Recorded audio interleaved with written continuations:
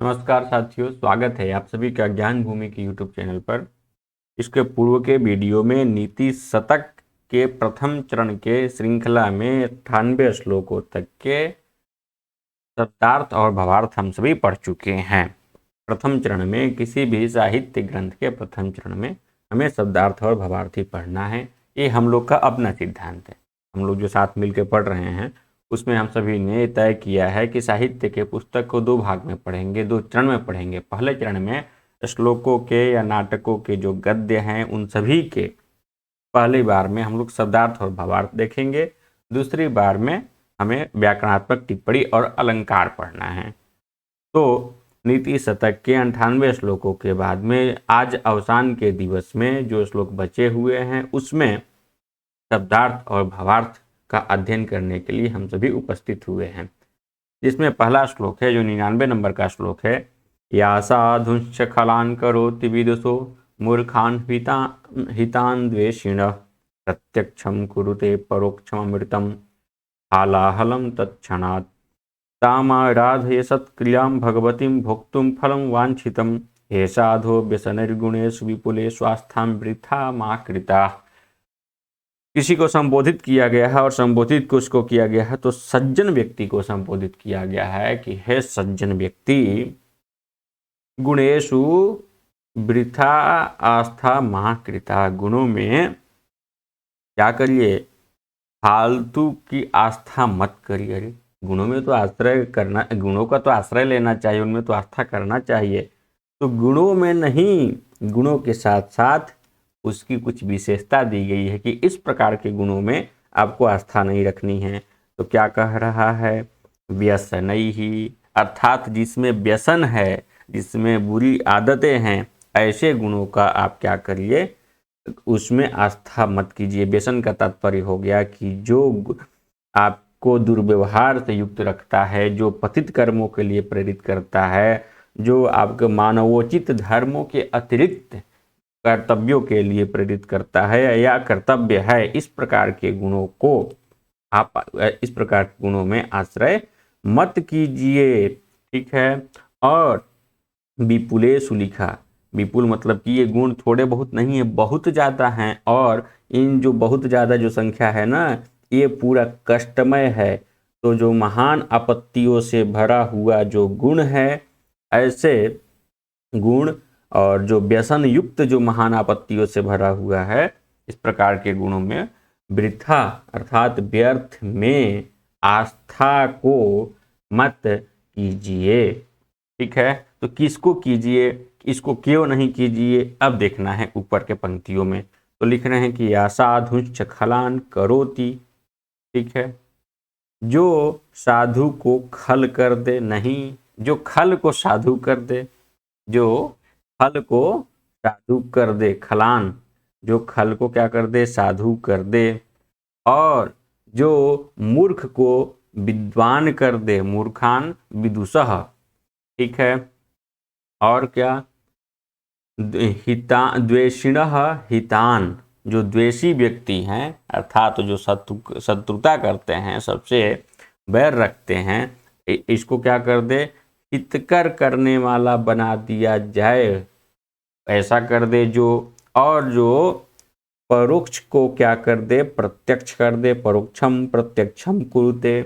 और हालाहलम तत्क्षणात अमृतम, या तत्क्षणात हालाहलम अमृतम कुरुते, जो तुरंत ही क्षण भर में ही महान विष को अमृत कर दे। अच्छा, ऐसा ऐसा जो काम कर दे, या लिखा ना कि जो खलान साधुन करोति। ठीक है।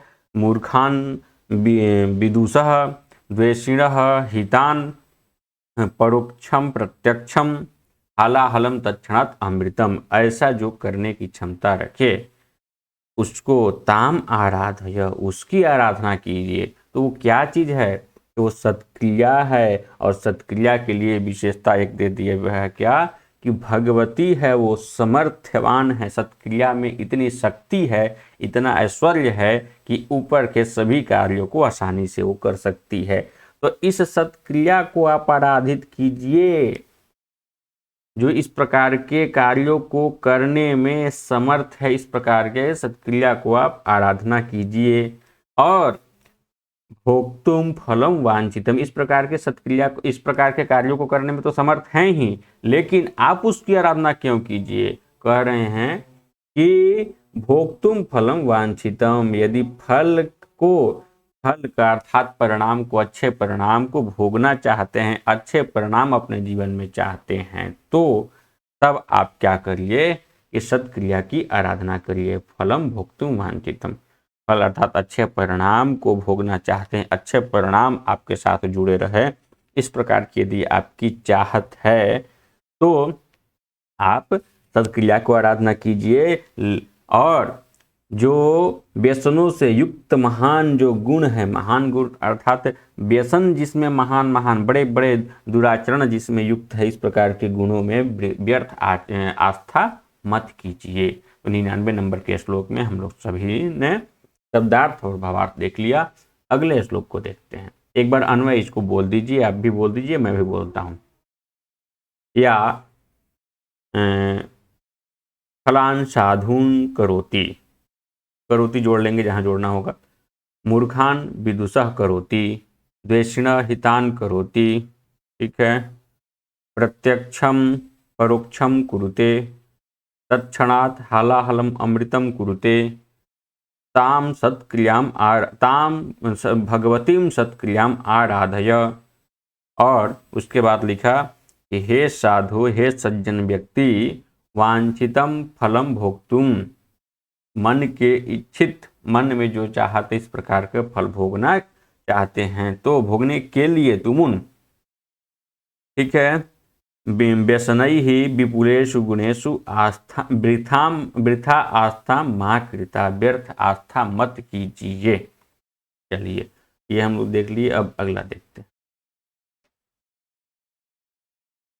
गुणवद अगुणवद वा कुर्वता कार्य माधव, परिणति अवधार्य यत्नतः पंडितेन, अतिरभस्कृतानां कर्मणाम आविपत्तेर भवति हृदयदाहि शल्यतुल्यो विपाकः।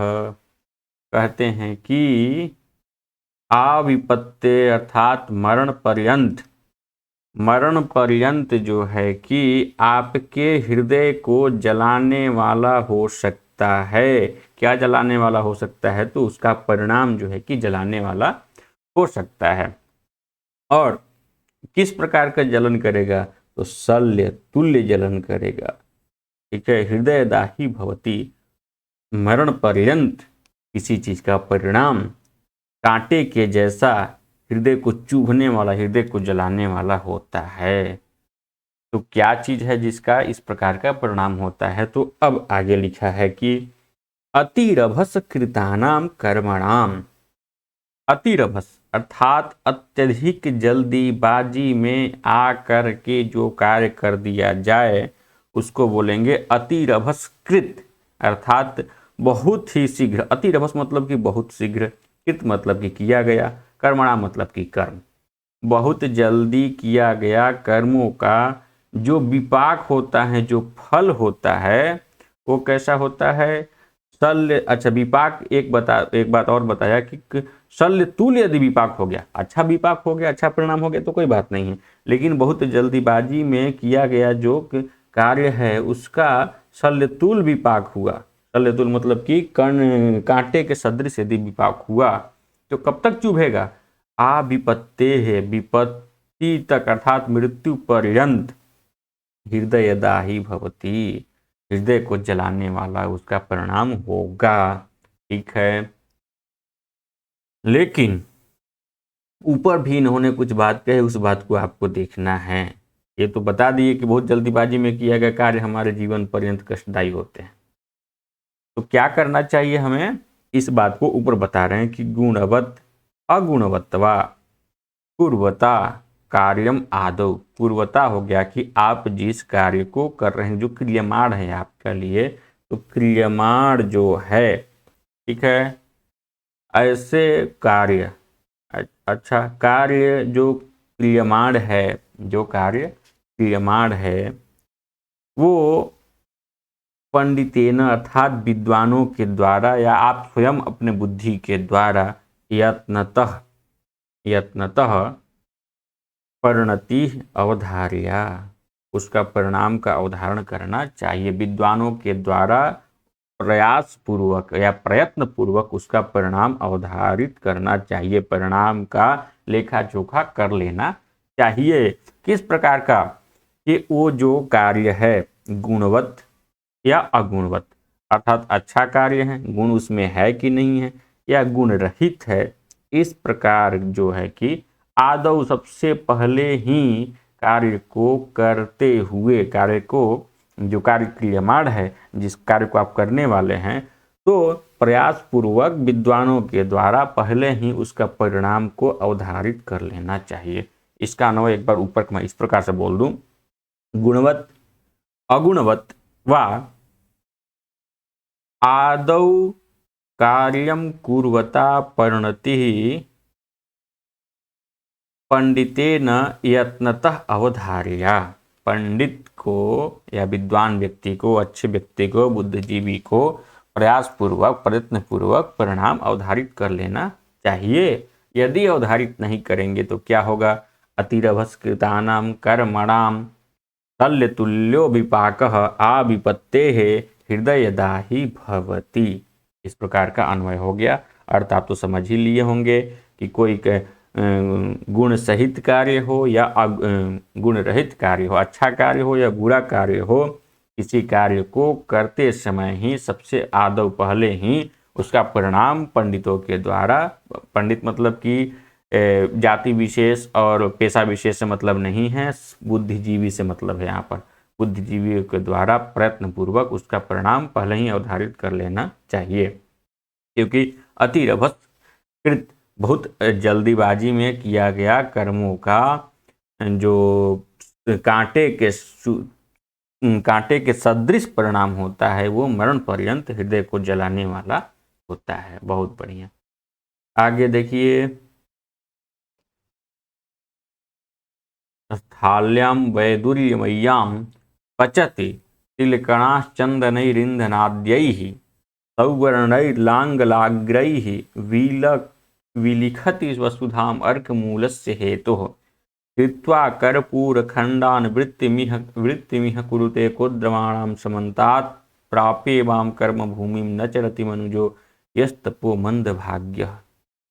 कह रहे हैं कि इस कर्म भूमि को प्राप्त करके जो यह मनुजः तपः न चरति, तपस्या का आचरण नहीं करता है, वो क्या है?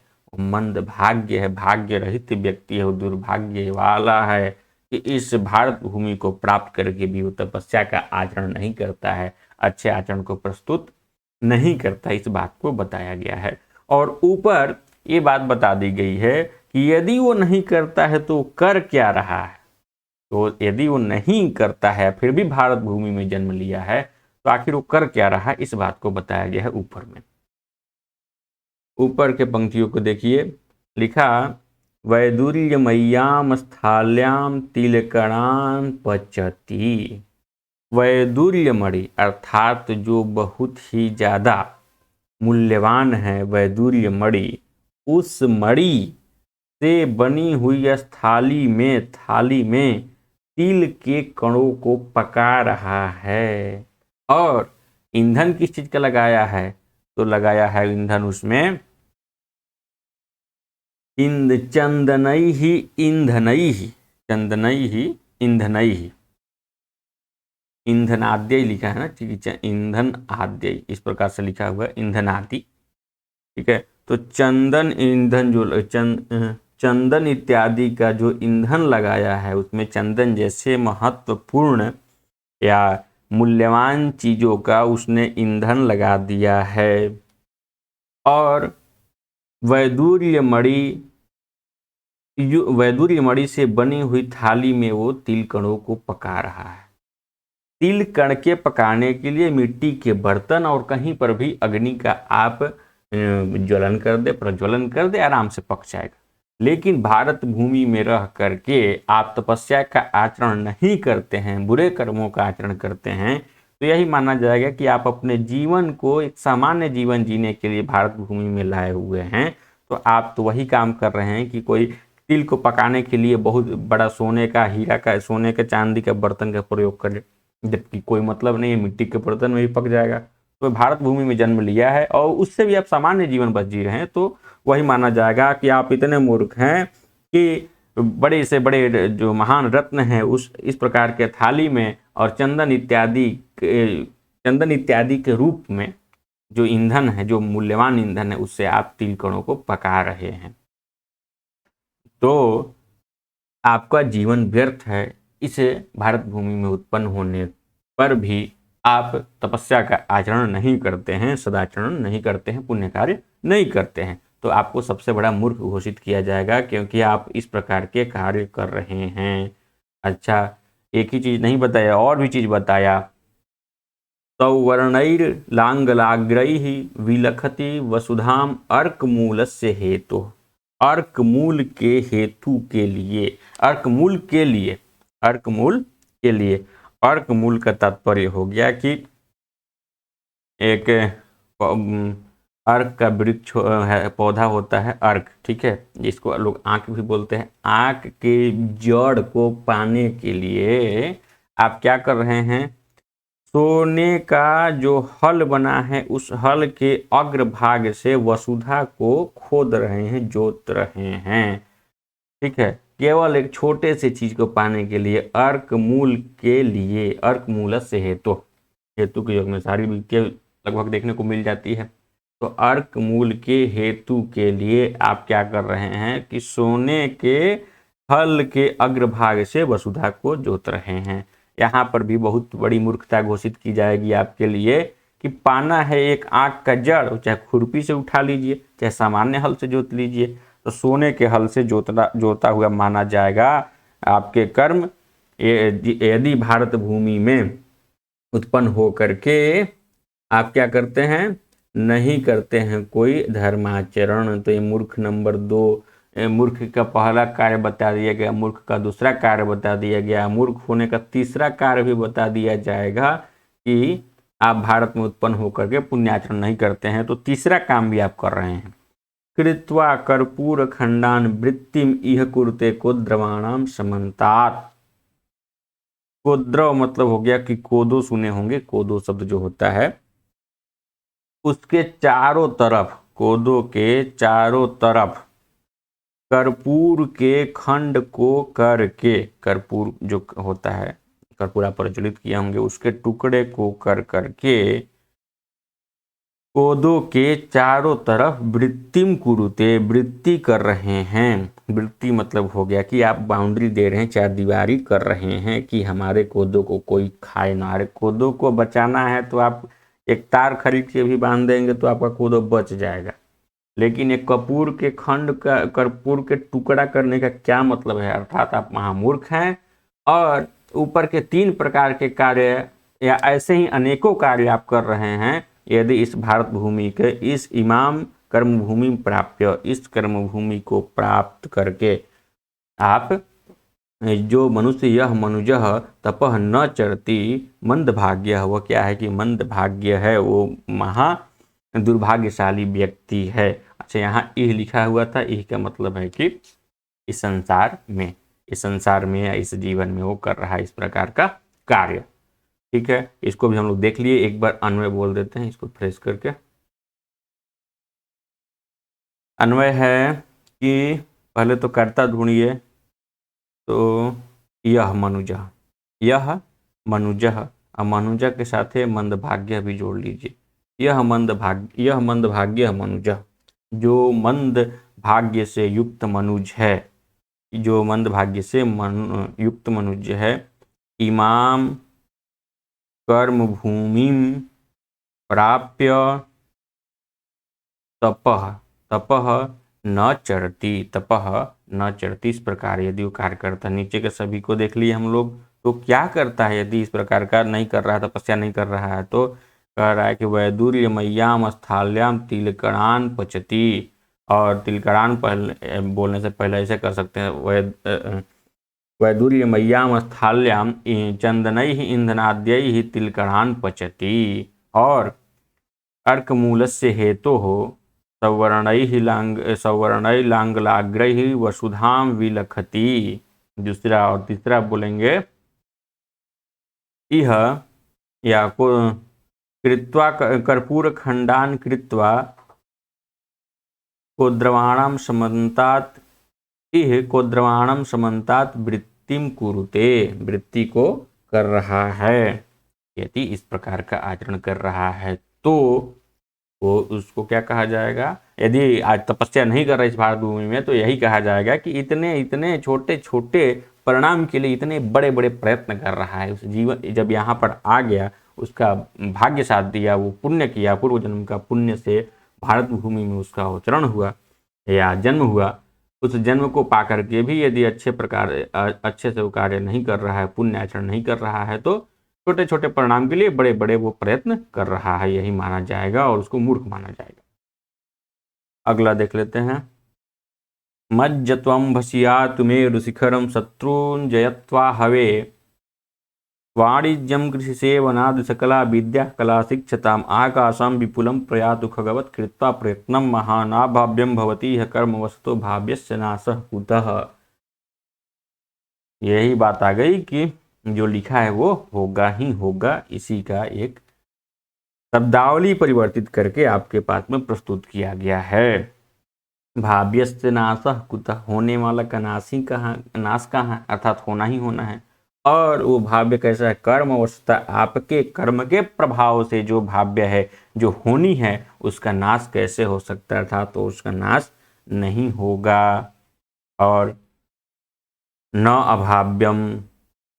अभाव्यम कुतः, जो अभाव्य है, जिसका होना नहीं है, वो यहाँ पर इह अभाव्यम न भवति, इस संसार में अभाव्यम न भवति, जो अभाव्य है, जिसका होना जो नहीं होने वाला वो होता ही नहीं है। और जो कर्म के कारण जो भाव्य है, जिसका होना निश्चित है, उसका नाश कैसे, अर्थात उसका नाश भी नहीं होगा। नाश उसका संभव नहीं है, उसका होनी निश्चित है तो होगा ही होगा, उसे टाला नहीं जा सकता है।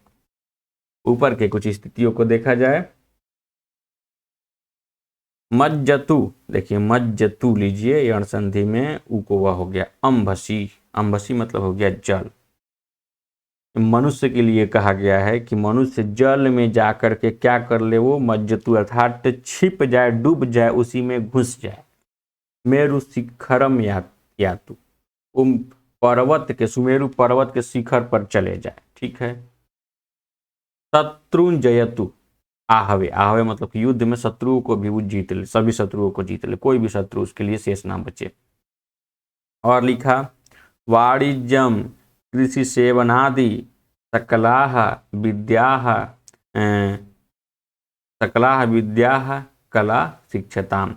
वाणिज्य अर्थात व्यापार, कृषि, सेवा इत्यादि समस्त विद्या और समस्त कलाओं को क्या कर ले, सीख ले।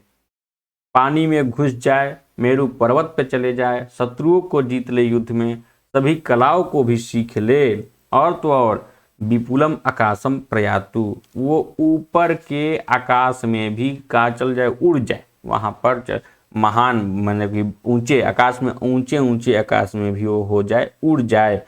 कैसे उड़ जाए, खगवत, ठीक है। खगवत मतलब कि पक्षी के समान वो महान आकाश में उड़ जाए। विपुल मतलब वही ऊंचे आकाश या विशाल आकाश में चारों तरफ उड़ जाए। फिर भी यहाँ पर क्या होगा, यह अभाव्यम न भवति, यहाँ पर अभाव्य नहीं होता है। लिखा एक चीज और यहाँ पर हम लोग छोड़े हुए हैं कि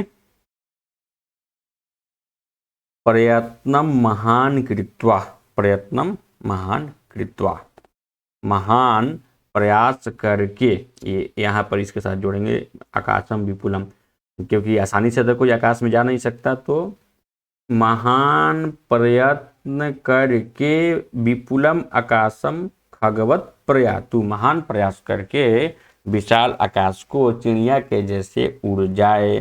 फिर भी यह अभाव्यम न भवति, और कर्मवशतः भाव्यस्य नाशः कुतः, कर्म के वश जो भाव्य है उसका नाश कैसे, अर्थात उसका नाश नहीं हो सकता है।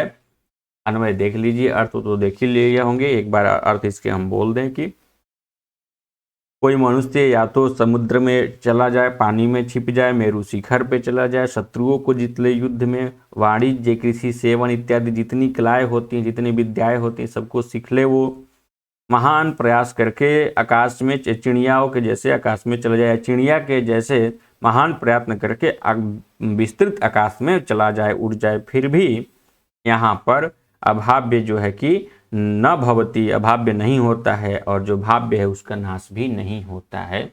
इस बात को बता दिया गया। इस श्लोक को आप समझ गए होंगे। अन्वय जस्ट तुरंत बोल लीजिए। अंबशी मज्जतु मेरु शिखरम यातु आहवे शत्रुंजयतु वाणिज्यम कृषि सेवनादि सकलाह विद्याः कलाः च शिक्षताम। अब च लगाना पड़ेगा, यहाँ पर है नहीं। फिर महान प्रयत्नम कृत्वा विपुलम आकाशम खगवत प्रयातु। फिर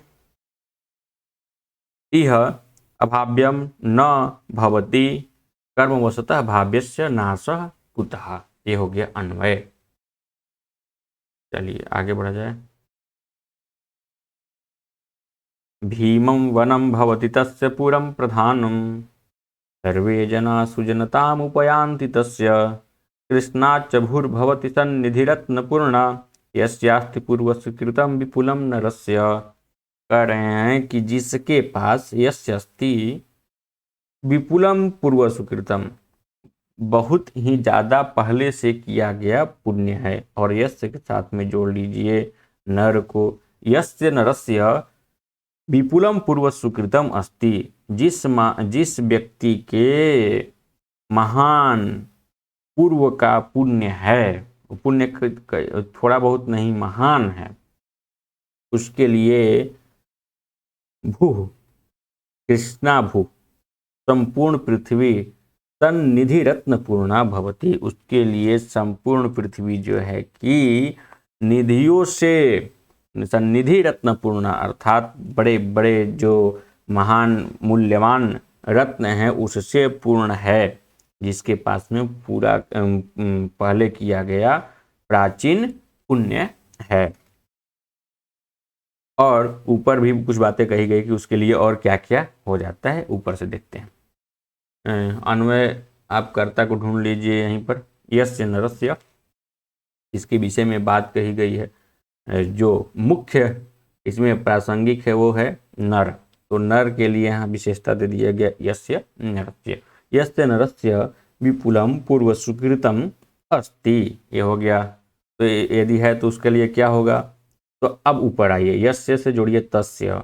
तस्य भीमम वनम प्रधानम पुरम भवति, उसके लिए महान वन या महान जो डरावना वन है उसके लिए प्रधान नगर बन जाता है, अर्थात बहुत बड़ा नगर बन जाता है।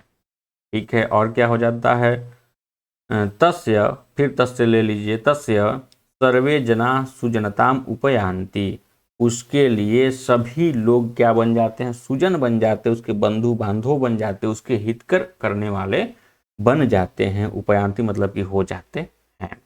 और क्या हो जाता है, कृष्णा भू च, क्योंकि ऊपर के बाद में लास्ट वाले के साथ च जोड़ना है। कृष्णा भू च सन्निधि रत्न पूर्णा भवती, संपूर्ण पृथ्वी उसके लिए अच्छे अच्छे समनिधि, सम और निधि से सन्निधि बन गया है, अच्छे अच्छे निधियों, अच्छे अच्छे जो निधि हैं, पद्म इत्यादि जो निधि होते हैं, जो मूल्यवान वस्तु हैं, ऐसे रत्नों से पूर्ण हो जाती है पूरी पृथ्वी।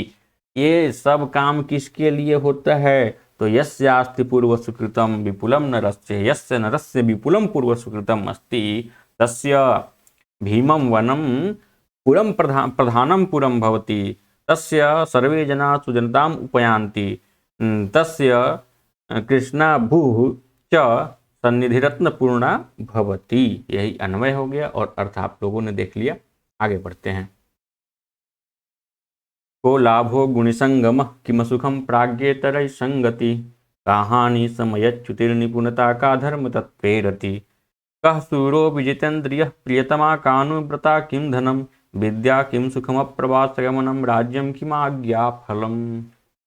अब बता रहे हैं कि हम किसको क्या कहेंगे, अर्थात लाभ वास्तव में किसको कहेंगे। को लाभ गुणी संगम, अच्छे अच्छे गुणों से युक्त व्यक्ति यदि आपका संगति में है तो वही आपको लाभ है। तो लाभ वास्तव में किसको कहा जाएगा, गुणवान व्यक्तियों के साथ हो जाए तो आप लाभ को प्राप्त कर लीजिए। गुणवान व्यक्तियों का साथ ही लाभ है, वास्तविक लाभ गुणी व्यक्तियों का साथ है। अच्छा, तो दुख किसको बोलेंगे, यहाँ तो पहला चीज हो गया किम असुखम, असुख क्या है, सुख क्या है, असुख क्या है। तो लिख रहे हैं कि प्राज्ञेतरैः संगति, प्राज्ञ मतलब बुद्धि युक्त व्यक्ति, इतर मतलब कि मूर्ख व्यक्ति, मूर्ख व्यक्तियों के साथ संगति हो जाए वही सबसे बड़ा असुख है। ये सुख नहीं, इसको दुख नहीं कहेंगे कि आपके लिए कुछ अच्छा वस्त्र नहीं है आपके पास में, आप जिस प्रकार की गाड़ी चाहते हो गाड़ी आपके पास नहीं है, तो ये सब असुख नहीं है। असुख तो वास्तव में है कि मूर्खों की संगति हो जाए वही आपके लिए असुख है। दूसरी स्थिति यहाँ पर सब ये सब महत्वपूर्ण बिंदु है कि असुख क्या है, तो आपको याद रखना है प्राज्ञेतरैः संगति ही को लाभ है। लाभ क्या है, तो गुणवान व्यक्तियों का साथ जो है कि लाभ है। कहाँ हानि, हानि क्या है, समयच्युति, समय का निकल जाना ही वास्तविक हानि है। याद रखिए हानि क्या है, समय का निकल जाना। का निपुणता, किसको निपुणता कहेंगे, वास्तव में निपुणता किसको कहेंगे, क्या जो दो चार किताबों को पढ़ लेना जानता है उसको, जो अच्छा बोल लेना जानता है उसको कुशल व्यक्ति कहेंगे, तो नहीं नहीं, उसको नहीं कहेंगे। धर्म तत्वे रति ही, वास्तविक जो तत्व है धर्म का उसमें प्रेम हो जाए यही निपुणता है। इसके अतिरिक्त कोई चीज निपुणता नहीं है। निपुणता है, कार्य विशेष में निपुणता मानी जाएगी वो चीजें, लेकिन वास्तविक निपुणता तो मूल धर्म में रति हो जाए यही आपके लिए निपुणता है। तो निपुणता भी देख लिए। कह सूरह, किसको पराक्रमी कहेंगे, क्या जो 10-20 आदमी को मार दिया है उसको पराक्रमी कहेंगे, नहीं नहीं नहीं, उसको नहीं, जो इंद्रियों को जीत लिया है उसको पराक्रमी कहेंगे। और का प्रियतमा, किसको हम कहेंगे कि प्रियतमा है, तो लिखे अनुव्रता। कौन प्रियतमा अर्थात कौन पत्नी जो है कि अत्यंत प्रिय मानी जाएगी, तो अनुव्रता अर्थात आपके लिए जो अनुकूल हो, पति के लिए जो अनुकूल हो वही जो है कि प्रियतमा, वास्तविक प्रियतमा है। पत्नी तो है लेकिन प्रियतमा बनने के लिए उसको अनुव्रत होना जरूरी है। अनुव्रता है तभी वो प्रियतमा है, नहीं तो सामान्य पत्नी है। फिर है किम धनम, धन क्या है, तो विद्या ही वास्तविक धन है। किम सुखम, सुख क्या है, तो आपको अपने निवास स्थान को छोड़ करके बार बार प्रवास को न जाना पड़े, यही वास्तविक सुख है। राज्य क्या है, तो राज्य यही है, राज्यम किम आज्ञा फलम, आपकी आज्ञा कभी व्यर्थ न जाए। यदि ऐसी स्थिति है आपके साथ तो आप राज्य कर रहे हैं, और राज्य करते हुए भी आपकी आज्ञाओं का पालन नहीं किया जाता है तो वो आपके लिए राज्य नहीं कहा जाएगा। तो ये सब चीज़ों में बताया गया कि लाभ क्या है, असुख क्या है, हानि क्या है, निपुणता क्या है, कौन सूर है, कौन प्रियतमा है, कौन वास्तविक धन क्या है, कौन सुख है, और कौन सा चीज वास्तविक राज्य है। इन सब चीज़ों को हम सभी ने देखा, और बहुत ही अच्छा श्लोक है, इसको देखिएगा क्योंकि पूछ सकता है कि कसूर विजितेंद्रिय, और एकदम समानार्थक शब्द भी दिए रहेंगे साथ में, तो आप कंफ्यूज हो जाएंगे। तो श्लोक को अच्छे से देख करके इसको आप याद कर लीजिए, और प्रश्न जो बने उस प्रश्न को भी हल कर लीजिए। आइए आगे देखते हैं। मालती कुसुमस्येव द्वे गतिः मनस्विनः मूर्ध्नि सर्वलोकस्य शील्यते वन एव वा। ये श्लोक पहले भी आ चुका है इसी भावार्थ का, लेकिन कुछ परिवर्तित था उसमें, जो शब्दावली कुछ परिवर्तित थी, फिर भी देख लेते हैं। मालती के फूल के सदृश ही दो गति ही, ये मतलब कि संसार में दो गति ही है मनस्वियों के। जो मनस्वी व्यक्ति हैं, जो स्वाभिमानी व्यक्ति हैं, जो अपनी प्रतिष्ठा के लिए हमेशा इच्छुक रहते हैं कि हमारी प्रतिष्ठा सर्वोपरि रहे, उसके लिए अच्छे आचरण करते हैं, अच्छे क्रियाकलाप उनके होते हैं, ऐसे व्यक्ति जो मनस्वी हैं उनका मालती फूल के जैसे दो ही गति है। मालती फूल की दो ही गति होती है। क्या गति होती है, या तो मालती फूलो जब भी संसार में प्राप्त होगी, संसार में आएगी, तो किसी के मस्तक पर ही चढ़ेगी, और नहीं तो वन में ही वहाँ पर वो नष्ट हो जाएगी, अपने पेड़ में ही एक दिन जीर्ण होकर के भूमि पर गिर जाएगी। मालती जो पुष्प है, मालती पुष्प जो गिर जाएगा वहाँ पर। और यहाँ पर उपमा दे दी गई मालती फूल से। किसकी उपमा दे दी गई? तो मनस्वी के लिए। तो मालती फूल के सदृश दो प्रकार की गति है इस संसार में मनस्वियों के। क्या क्या गति है? सर्वलोकस्य मूर्धनि, सर्वस्य लोकस्य, संपूर्ण लोक के मूर्धनि या मस्तक पर ही रहना एक गति है, नहीं तो बने एव सीर्यते, वन में ही नाश हो जाना दूसरी गति है। ये मनस्वियों की यही गति होती है। वन का तात्पर्य या तो वो तपस्या में पूरा जीवन बिता देंगे, और नहीं तो संसार में रहेंगे तो अपने ज्ञान से, अपने व्यवहार से सभी संसारिक व्यक्तियों के मस्तक पर रहेंगे, अर्थात प्रतिष्ठा से युक्त रहेंगे और अपना यश फैलाते रहेंगे। कौन? जो मनस्वी होते हैं वो। ठीक है, अगला क्या है? अप्रिय वचन दरिद्रैः, प्रिय वचन आढ्यैः, स्वदार परितुष्टैः, परपरिवाद निवृत्तैः, क्वचित् क्वचिन् मंडिता वसुधा। वसुधा क्वचित क्वचित मंडिता, एरो नुनासिक नुनासिको व न। ठीक है, जो वसुधा है वो कभी कभी ही मंडित होती है, शोभित होती है। किस प्रकार के लोगों से शोभित होती है? तो 4 क्वालिटी बताई गई। जो अप्रिय वचन दरिद्र हैं, अर्थात प्रिय वचन जिनके, अप्रिय वचन जिनके पास हैं ही नहीं, जो दूसरों को दुख पहुंचा दे, जो दूसरों के लिए प्रिय न हो, ऐसे वचन में जो दरिद्र हैं, जो गरीब हैं, अर्थात अप्रिय वचन जिसके पास नहीं है। ठीक है, ये पहला चीज। दूसरा चीज है प्रिय वचन आढ्यई ही, प्रिय वचन से जो धनी हैं, हमेशा मीठा बात ही बोलते हैं, प्रिय वचन बोलते हैं, जो दूसरे को बुरा न लगे। स्वदार परितुष्ट ही, अपने ही पत्नी से संतुष्ट हैं, ऐसी तीसरी विशेषता। और दूसरे के निंदा से जो निवृत्त हैं, दूसरे के निंदा से जो मुक्त हैं, ये जो 4 गुण हैं, इन 4 गुणों वाले व्यक्तियों से कभी कभी ही वसुधा मंडित होती है, शोभित होती है। अन्वय एक बार देख लीजिए। अप्रिय वचन दरिद्रैः, प्रिय वचनाढ्यैः, स्वदार परितुष्टैः, पर परिवाद निवृत्तैः, वसुधा क्वचित क्वचित मंडिता। यही इसका अन्वय है और अर्थ तो आसान है। अगला,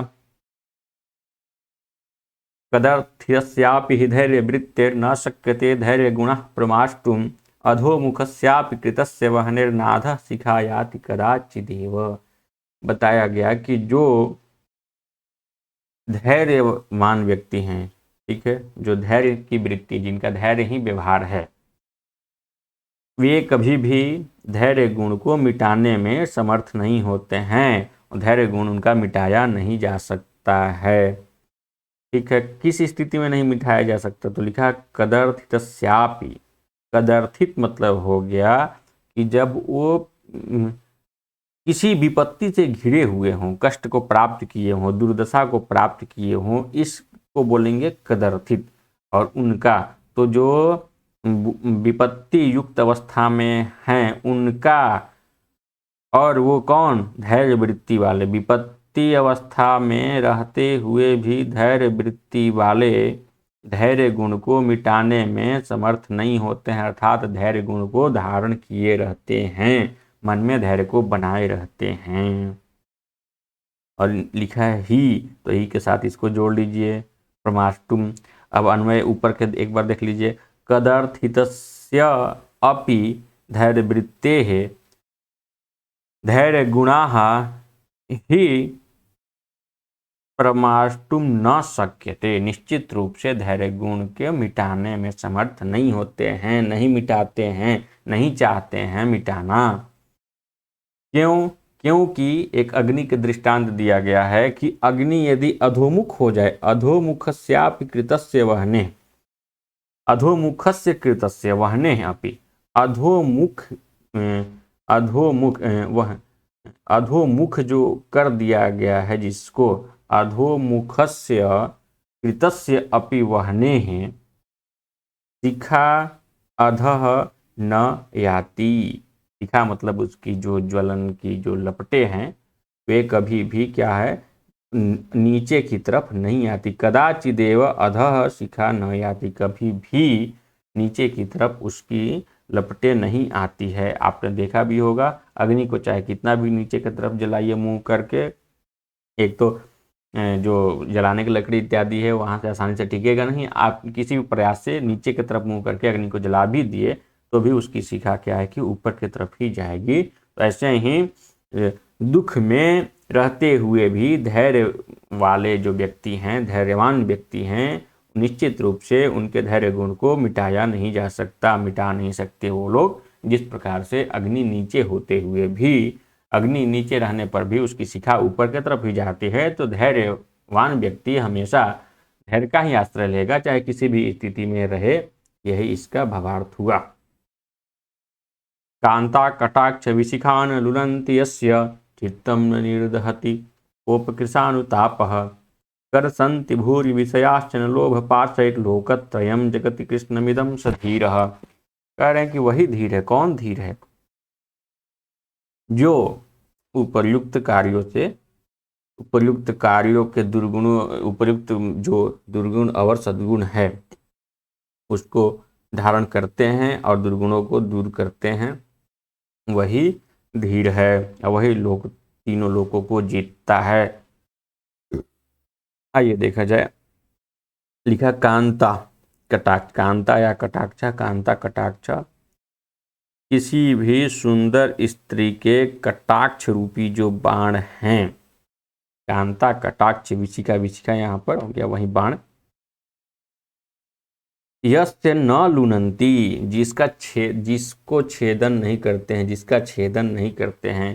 तो यहाँ पर ये कर्ता हो गए और इससे संबंधित हो गया कर्म, हो गए ये न लुनंती, जिसका छेदन नहीं करते हैं। कांता कटाक्ष विशिखा यस्य न लुनंती, कांताओं के जो कटाक्ष हैं अर्थात सुंदर सुंदर जो आंखें हैं, वैसे जो आंखें कामदेव के बाण हैं जिसको छेदन नहीं करते हैं, और क्रोध रूपी जो अग्नि है उसका ताप जो है कि यस्य चित्तम न निर्दहति, जिसके चित्त को नहीं जलाता है, और लोभ पाशै ही भूरि विषयाश्च न कर्षन्ति, लोभ रूपी पाशा, लोभ रूपी पाशा मतलब कि बंधन, लोभ रूपी बंधन से भी बड़े बड़े विषय या अनेकों विषय जो है कि अपने तरफ नहीं खींच पाते हैं जिसको।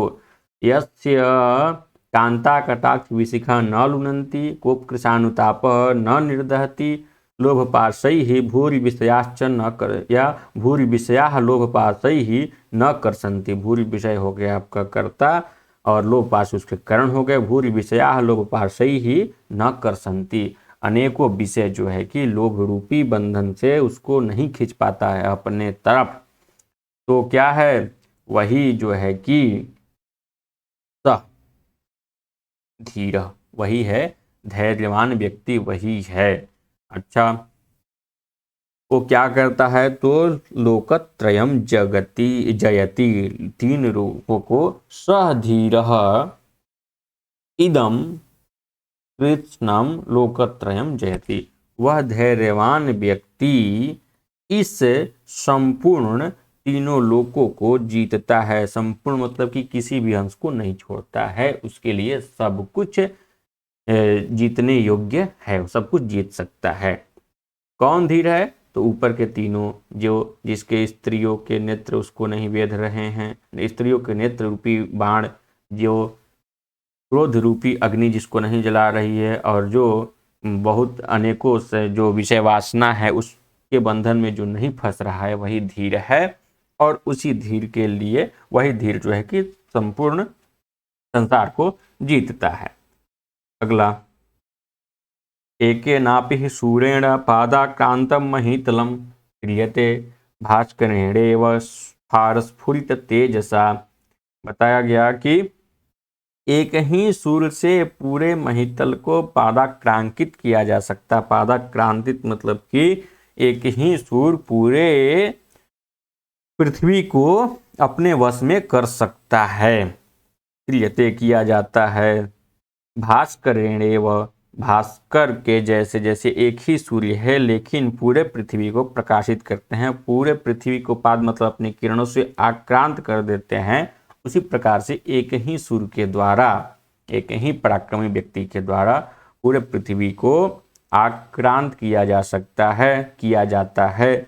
अब एक चीज है कि किसके माध्यम से, तो लिखा स्फारस्फुरित तेजसा। स्फारस्फुरित तेजसा का तात्पर्य है कि जो फैला हुआ है, जिसमें स्फुरित हो गया कि जो फैला हुआ है, और जो स्फार रूप से, स्फार मतलब कि अत्यधिक जो विकसित है, स्फारस्फुरित अत्यधिक विकसित जो है तेज, इस तेज से एक ही सूर्य के द्वारा, एक ही सूर्य से महीतलम पादाक्रांतम क्रियते भास्करेण इव। तो अर्थात जितने भी शब्द लिखे हैं तो शब्द भास्कर के साथ भी जुड़ेंगे और सूर्य के साथ भी जुड़ेंगे। तो एक बार हम लोग भास्कर के साथ पहले जोड़ लेते हैं, क्योंकि भास्कर हम पहले से जानते हैं कि एक सूर्य भगवान पूरे पृथ्वी को पादाक्रांतित करते हैं।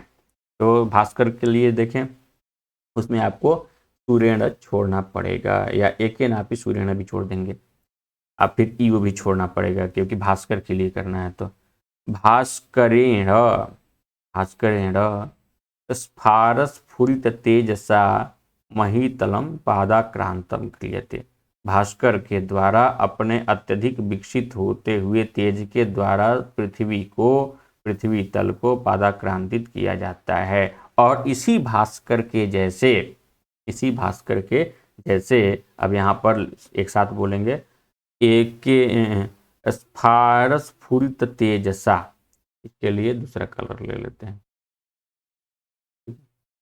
स्फारस्फुरित तेजसा अर्थात अत्यधिक विकसित होते हुए प्रकाश से भास्कर के समान ही एकेन अपि सूर्येण महीतलम पादाक्रांतम क्रियते, पादाक्रांतित किया जाता है। पराक्रमी व्यक्ति किसी भी चीज को वश में कर सकता है, यही बताया गया है इस श्लोक में कि एक वीर व्यक्ति संपूर्ण पृथ्वी को जीत सकता है। वह्निस्तस्य जलायते जलनिधि कुल्यायते तत्क्षणान् मेरु स्वल्पशिलायते मृगपति सद्यः कुरंगायते व्यालो माल्य गुणायते विसरसः पीयूषवर्षायते यस्यांगे अखिल लोक वल्लभतमं शीलम समुन्मीलति। कह रहे हैं कि जिसके अंग में अखिल लोक वल्लभतम, संपूर्ण संसार को अच्छा लगने वाला जो शील है, शील गुण जो है, आचरण जो है, सदाचरण जो है, समुन्मीलति अर्थात अच्छी तरह पर विकसित होता है या अच्छी तरह से प्राप्त होता है, वो व्यक्ति क्या है कि उस व्यक्ति के लिए ऊपर के कार्य बहुत ही आसान है, उसी को देखना है। तो यस्य अंगे से चलिए, यस्य अंगे जिसके अंग में अखिल लोक वल्लभतमम, अखिल लोक संपूर्ण संसार को प्यारा लगने वाला, अत्यधिक प्यारा लगने वाला शील अर्थात सदाचरण जो है वो उन्मीलित होता है, प्रकाशित होता है, देखने में आता है। देखिए सभी संसार को अच्छा लगता है क्या, शील नामक गुण, सदाचरण अच्छा लगता है। और ये सदाचरण जो है जिसके अंग में, जिसके शरीर में, जिसके व्यवहार में समुन्मीलति अच्छी तरह से प्रकाशित होता है, अच्छी तरह से व्यवहार के रूप में देखने को मिलता है, तो उसके लिए क्या हो जाएगा, तस्य वह्नि जलायते, उसके लिए अग्नि तो एकदम जल के समान शीतल है। जल निधि कुल्यायते, जल निधि अर्थात समुद्र उसके लिए तो एक छोटी सी नदी है। तत्क्षणान अर्थात कि उसी समय जब उसकी जरूरत पड़े तो जल निधि उसके लिए क्या हो जाएगा कि कुल्यायते, कुल्ली मतलब हो गया कि नदी, छोटी सी नदी, कुल्या इव आचरती कुल्यायते, इस प्रकार कुल्या होगा, कुली नहीं कुल्या। तो जो तत्क्षण ही, उसके लिए तत्क्षण ही जल निधि क्या है कि नदी के समान आचरण करने लगते हैं। और मेरु स्वल्प शिलायते, मेरु में बहुत ज़्यादा शिला है लेकिन वो मेरु भी छोटे से शिला वाले हो जाते हैं। मृगपति ही सद्यः कुरंगायते, जो मृगपति है, मृग का पति कौन है? जानवरों का राजा सिंह जो है वो तुरंत ही हरिण के समान हो जाते हैं। वहनि तस्य जलायते जलनिधि कुल्यायते, मेरु स्वल्पशिलायते मृगपति कुरंगायते। ये सब किसके बल से? उसके अच्छे आचरण के बल से। देखते होंगे आप टीवी वगैरह में कि किसी के साथ शेर बैठ करके उसके हाथों से खाना खा रहा है, तो उसके अच्छे आचरण के चलते इस प्रकार से हो रहा है। ब्यालो माल्य गुणायते, ब्याल हो गया आपका कि जो हाथी है, हाथी क्या हो जाएगा? माला के नहीं, सर्प जो है कि ब्याल यहाँ पर सर्प के, हाँ सर्प ही होगा क्योंकि उसी के लिए कोई माला धारण कर सकता है, हाथी का नहीं। ब्याल जो सर्प है वो माला के गुण को धारण कर लेगा, अर्थात कोमलता को धारण कर लेगा और उसके गले में आकर लिपट जाएगा। विष रसः पीयूष वर्षायते, जो विष हैं, जो हलाहल विष हैं या महान जो विष हैं, तुरंत पीने से जिसकी मृत्यु हो सकती, ऐसे भी विष जो है कि पीयूष अमृत के वर्षा वाले हो जाते हैं, उसमें अमृत के बूंद निकलने लगते हैं। ये सब किसके लिए होगा? ऊपर के 6 कार्य। तो जिसके अंग में संपूर्ण संसार को प्यारा लगने वाला सदाचरण प्रकाशित होता है, उसके लिए ये सब होगा। तस्य वहनी जलायते तस्य जल तत्क्षणात् जलनिधि कुल्यायते, तस्य मेरु स्वल्पशिलायते, तस्य मृगपति सद्यः कुरंगायते, तस्य ब्यालो माल्य गुणायते, तस्य विसरतः पीयूष वर्षायते, यस्य अंगे अखिल लोक वल्लभतम शीलम समुन्मीलति। ये हो गया अन्वय इसका। और आगे देखते हैं, इसके बाद एक ही श्लोक बचा होगा। हाँ, एक ही श्लोक है। लज्जा गुणौघ जननीम जननीमिव स्वाम अत्यंत शुद्ध हृदयाम अनुवर्तमानम, तेजस्विनः सुखमसून्नपि संत्यजन्ति, सत्यव्रत व्यसनिनो न पुनः प्रतिज्ञाम। कह रहे हैं कि सत्यव्रत जो व्यसनी हैं, सत्यव्रत ही जिनका व्यसन है, आदत है, उनके व्यवहार में हमेशा के लिए जो आ चुका है, आदत बन चुका है, वे क्या करते हैं कि असूनपि संत्यजन्ति, प्राणों को भी त्याग सकते हैं लेकिन प्रतिज्ञा को नहीं, न पुनः प्रतिज्ञा, प्रतिज्ञा को नहीं त्याग सकते हैं। अब ऊपर के बारे में कहा गया प्रतिज्ञाएं की कुछ विशेषता है या उपमा दी गई है माता के समान, तो माता की कुछ विशेषता है जो प्रतिज्ञा में भी घटित होती है, उसी को आपको देखना है। पहले तो ये देख लेंगे कि जो सत्यव्रत का व्यसनी है, सत्यव्रत व्यसनिनः तेजस्विनः असून अपि सुखम संत्यजन्ति। सत्यव्रत के व्यसनी या सत्यव्रत का अनुष्ठान करने वाला, सत्यव्रत ही आचरण है जिनका, ऐसे जो हैं सत्यव्रत को आचरण करने वाला तेजस्वी व्यक्ति सुख, प्राणों को भी सुखपूर्वक त्याग सकते हैं, न पुनः प्रतिज्ञा, लेकिन प्रतिज्ञा को नहीं। ठीक है, पुनः यहाँ फिर के अर्थ में नहीं, लेकिन के अर्थ में, लेकिन प्रतिज्ञा को नहीं। अच्छा, क्योंकि प्रतिज्ञा उसके माता के समान है, जननी इव, जननी के समान है। क्या है इसमें? और जननी के किस प्रकार की जननी? स्वाम, अपनी जो माता है उसके समान है प्रतिज्ञा। लज्जा गुणौघ जननीम अत्यंत शुद्ध हृदयाम अनुवर्तमानम। 3 विशेषता दी गई प्रतिज्ञा और माता की, कि जो लज्जा इत्यादि जो गुण है उसके समूह को जो उत्पन्न करने वाली है। ठीक है, ये विशेषता जो है माता में भी है और प्रतिज्ञा में भी। जो अत्यंत शुद्ध हृदय, ये तो आसान है आपके लिए, जो प्रतिज्ञा भी जो अत्यंत शुद्ध प्रतिज्ञा है उसी इस प्रकार की प्रतिज्ञा ही, और जो माता है इस प्रकार की, क्योंकि जो सत्यव्रत व्यसन है उनकी प्रतिज्ञा भी इसी प्रकार की होगी, अत्यंत शुद्ध हृदय वाली, अर्थात उसका मूल जो होगा वो बहुत ही शुद्ध होगा, अच्छी प्रतिज्ञा होगी। अनुवर्तमानम, और अनुवर्त मतलब कि जो पीछे से आचरण करे या जो हमेशा के लिए अनुकूल हो जाए, जैसे माता जो है कि बेटा के लिए हमेशा के लिए अनुकूल होती है, तो प्रतिज्ञा भी उनके लिए अनुकूल है, तो अनुवर्त हो गया ये। फिर अत्यंत शुद्ध प्रतिज्ञा और लज्जा इत्यादि जो गुण है उसके समूह को जो उत्पन्न करती है, माता भी सदाचरण सिखाती है और प्रतिज्ञा भी सदाचरण सिखा रही है, तो ये जो समान गुण है तीनों माता में भी प्रतिज्ञा में भी, उस प्रकार के प्रतिज्ञा को वो नहीं त्यागते हैं जिस प्रकार से अपने माता को नहीं त्यागते हैं, तो प्रतिज्ञा को भी नहीं त्यागते हैं। लेकिन कौन नहीं त्यागता है? क्या सभी व्यक्ति? नहीं, ऐसा नहीं है। सत्यव्रत व्यसिनः और तेजस्विनः, ऐसे जो व्यक्ति है वो प्राण को भी त्याग सकता है सुखपूर्वक, लेकिन प्रतिज्ञा को नहीं त्याग सकता है। अन्वय एक बार देख लिया जाए इसका, क्योंकि लास्ट श्लोक है। सत्यव्रत व्यसिनः तेजस्विनः असून अपि सुखम संत्यजन्ति न पुनः प्रतिज्ञाम।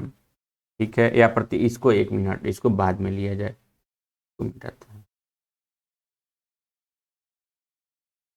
सत्यव्रत व्यसनिनः तेजस्विनः असून अपि सुखम संत्यजन्ति, लेकिन किसको नहीं त्याग सकते हैं? तो लज्जा गुणौघ जननीम अत्यंत शुद्ध हृदयाम अनुवर्तमानाम स्वाम जन्नीम इव प्रतिज्ञाम पुनः न संत्यजन्ति। संत्यजन्ति आपको जोड़ना पड़ेगा।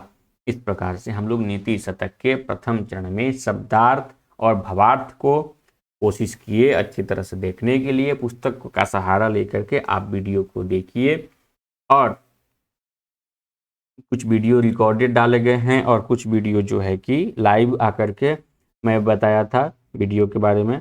तो आप एक काम कर सकते हैं कि जब भी वीडियो ढूंढिए प्लेलिस्ट में जो है कि ढूंढिए, क्योंकि वीडियो के लिस्ट में जाएंगे तो हो सकता है कि लाइव वाले वीडियो लाइव में दिखाएंगे, वीडियो अपलोडेड वीडियो में दिखाएंगे, तो वहाँ आपको ढूंढने में दिक्कत होगी। प्ले लिस्ट देख लीजिए, नीति शतक का जो सामान्य अध्ययन का प्ले लिस्ट होगा उसको आप देखिए, और उससे आप पूरे पुस्तक के लिए शब्दार्थ भावार्थ के लिए निश्चिंत होकर के आप इसे देख लीजिए पूर्ण रूप से। अब देखने के बाद में फिर एक जो श्रृंखला आएगी जिसमें व्याकरणात्मक टिप्पणी, अलंकार इत्यादि हम लोग देखेंगे, और इसके बाद ही अगले व्याकरण के टॉपिक भी कुछ प्रारंभ करने वाले हैं, क्योंकि एक तरफ साहित्य और एक तरफ व्याकरण दोनों चलता रहे, ताकि हम लोग सिलेबस को आसानी से पूरा कर लें। और पूरा जब कर लेंगे तो रिवीजन के लिए भी यदि समय मिलता है, परीक्षा की डेट तो अभी आई हुई नहीं है, परीक्षा की डेट आती है, रिवीजन के लिए भी समय मिलेगा तो हम लोग रिवीजन भी कर लेंगे। चलिए, बहुत बहुत धन्यवाद आप सभी का।